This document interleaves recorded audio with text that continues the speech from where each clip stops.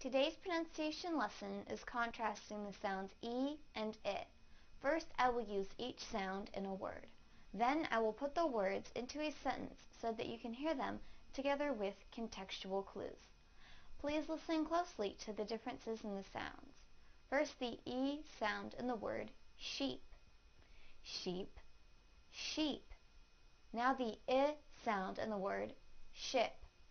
Ship, ship. Now I will use them both in a sentence. They ship sheep. They ship sheep. They ship sheep.